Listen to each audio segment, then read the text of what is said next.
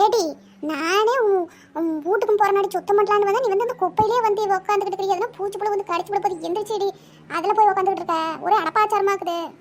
அட போங்க பத்து, ஆள் நடமாட்டங்கிற இடத்துல எந்த பூச்சி புழு இருக்கு? அது இல்லாமல் வீட்டுக்குள்ளேயே போய் இருக்கோம். நீங்கள் வேற எம்பிட்டு நேரம் நின்று இருக்கிறதுக்கு போவாங்க. அட ஏக்கா நீ வேற, அவளே ஒரு நாத்து முடிச்சுப்பா. அவன் நம்பச்ச பேச்சையா வச்சுப்பா. அவளை எந்த குப்பையாக இருந்தாலும் பார்க்க மாட்டான். அதெல்லாம் சம்முனாங்கோழி போட்டு உக்காந்துப்பா. அது சரி, நீங்கள் சுற்றிலுமே இந்த கல் பதிச்சு விட்ருக்கலாம்ல. இந்த கொஞ்சோண்டு இடத்த மட்டும் ஏன் கல் போடாமல் விட்டுங்க? பார்க்குறதுக்கு அம்பிட்டு அளவாக இருந்திருக்கும்ல. இந்த கொஞ்சோண்டு இடம் தானே கிடக்குது, அதையும் கல் பதிச்சிருக்கலாம்ல. அத்தான பத்து, சுற்றிலுமே கல் போட்டிருந்தா இன்னும் பார்க்கறதுக்கு அம்பிட்டு நீட்டாக இருந்திருக்கும்ல. இந்த கொஞ்சோண்டு இடத்த மட்டும் ஏன் நிப்பாட்டிவிட்டீங்க?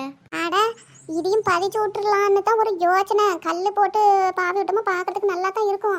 இந்த வெயில் காலத்துக்கு சுற்றிலையுமே போட்டு விட்டோமா அப்புறம் எங்கேயுமே மரம் ஒரு செடி கொடி இல்லாமல் காணில் நம்ம எழும்பி போயிடும். அங்கே எதனா செடி கொடி பூஞ்செடி வச்சுக்கலாமா அப்படின்னு பிடிச்சிங்க அந்த பிள்ளைங்க. சரின்னுட்டு அதை கொஞ்சத்தையும் நிறுத்திக்கிறோம். அந்த செடி வைக்கிறாங்க, தண்ணி ஊற்றுறது என்ன ஏதுன்னு கண்டுக்க மாட்டேங்கிறாங்க. அது அந்த சமையல் ரூமில் பாரு சோத்தத்துன்னு பிடிச்சிக்கிட்டு அந்த கருவேப்பிலை கொத்தமல்லி மிளகாயெல்லாம் கூட வெளியே கொண்டாந்து நீஸ் தண்ணி பானையில் போட மாட்டாளுங்க. அப்படியே ஜன்னலில் தூக்கி போடுறது. அந்த பால் காகிதம் லொட்டு வச்சுக்கு அத்தனையும் அந்த ஜன்னலில் தூக்கி வீச்சு போடுறது.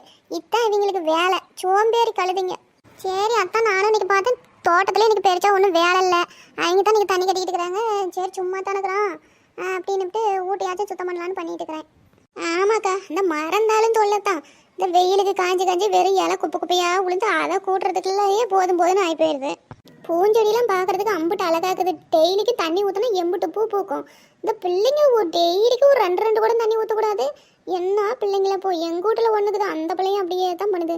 ஒரு பூஞ்செடிக்கு ஒரு தண்ணி ஊற்ற மாட்டேங்குது. பூ வச்சுக்கிட்டு போனாலும் வச்சுக்கிட்டு போக மாட்டேன், அதெல்லாம் ஸ்டைலு அப்படின்னுக்கிட்டு தலையை விரிச்சு போட்டுக்கிட்டே தான் போகிறா. என்ன இந்த காலத்து பிள்ளைங்க ஒரு சொல் பேச்சு கேட்க மாட்டேங்குதுங்கக்கா. ஏனால முடி அத்தான் பைப்புக்குது இல்லை, ஓஸ் போட்டு விட வேண்டித்தானே. அந்த பிள்ளைங்களை போட்டு ஏன் ராவடி கட்டிக்கிட்டு இருக்கணும்? முன்னையாட்டும் போய் என்ன பொது பைப்பில் பிடிச்சிட்டு வர மாதிரி இருந்தால் கூட கைட்டமாக இருக்கும்.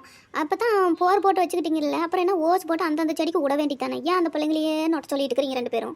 அது என்னமோ கரெக்டு தான் நெட்டவழி. அந்த போய் இப்போ பொது பைப்பில் பிடிச்சிட்டு வந்து கூட ஊற்றி செடியை காப்பாற்றி நல்லா தலைன்னு இருக்கும். இப்போ வீட்லையே போர் போட்டு தண்ணி கிடக்குது, அதை மொண்டு ஊற்றுறதுக்கு தான் கையில் ஆக மாட்டேங்குது.